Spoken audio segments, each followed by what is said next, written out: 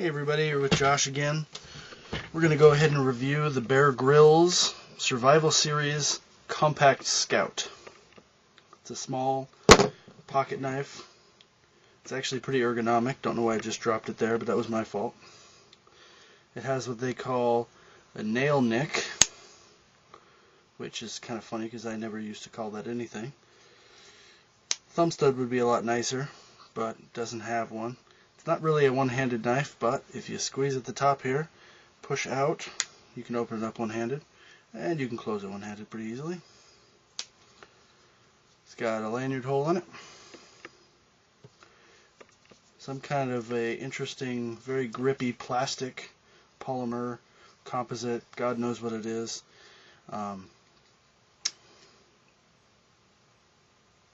Handle scales. And it's some kind of a weird Chinese stainless steel. I forgot what it's called, but it's about 20 letters long, so there's not any point in memorizing it, but it's a CR something, and it's a high carbon stainless steel. So we're going to go ahead and get you a tape measure, get you some vital statistics, and I guess we better get the scale out too. This thing is incredibly light. So, if it even registers on my scale, joke, see how much it weighs.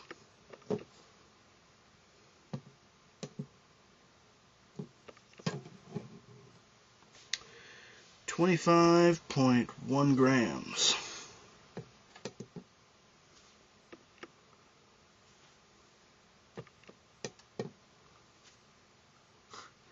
.881 or 0.885 ounces.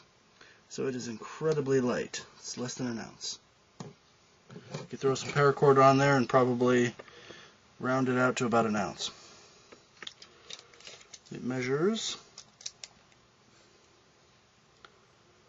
3 1/4, just over 3 1/4 inches when it's closed.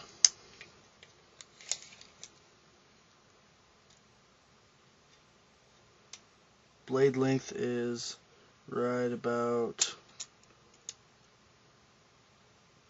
2.5. And of course you lose a little bit there. It's not sharpenable. It is partially serrated. It's not half serrated, but I think they claim it is. You can tell there's a difference between the serrated portion and the unserrated, or the regular, smooth, whatever you want to call it. Now, we're going to forego some of our recent cut tests, and we're going to actually use cardstock. This is an old business card that's of no use, so we're going to go ahead and cut it. It's between 60 and 110 pound paper. I don't remember exactly which. We're just going to go ahead and cut off a little bit and see how it does.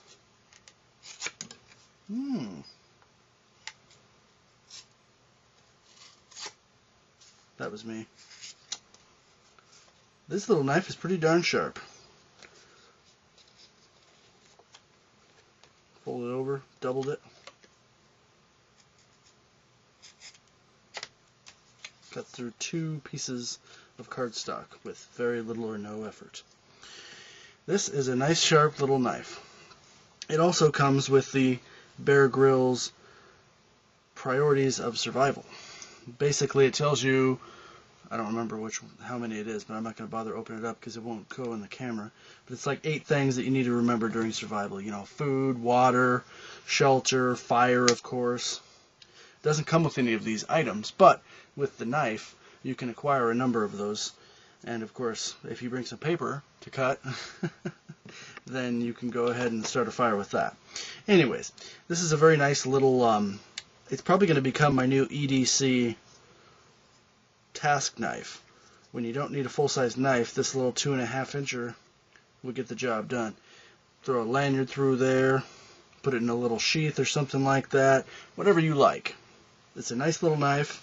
It feels pretty good. It locks okay. I could break it right now, I can guarantee that, but I'm not going to, because I kind of like this little knife.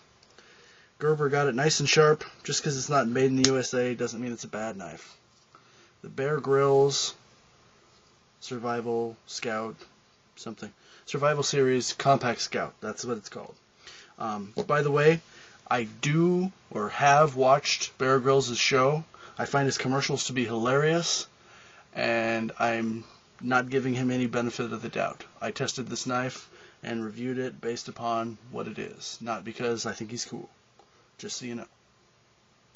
I didn't buy any of the big expensive knives because I like to start with the bottom one, like you've probably heard before, and see if it's any good. If you like this video and you want me to get the one on his big survival knife, the ultimate knife, which I will rib him plenty on that one because an ultimate knife has got to be pretty damn good, just let me know. But this is Josh, and I review this about a 3.5 out of 5.